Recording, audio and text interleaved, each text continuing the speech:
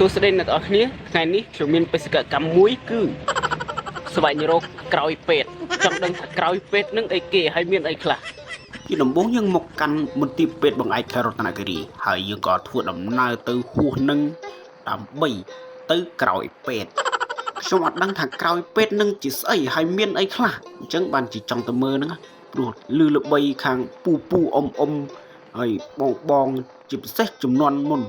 គឺពេញនិយមក្រោយពេទ្យនឹងខ្លាំងមែនទេខ្ញុំអត់ដឹងថាធ្វើដំណើរទៅរកក្រោយពេទ្យនេះវាត្រូវផ្លូវឬក៏អត់ទេព្រោះអត់ស្គាល់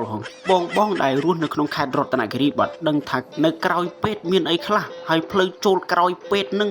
ទៅតាមណាជួយប្រាប់ខ្ញុំផងព្រោះក្មេងចំនួនក្រោយម្នាក់នេះអត់ស្គាល់ទេ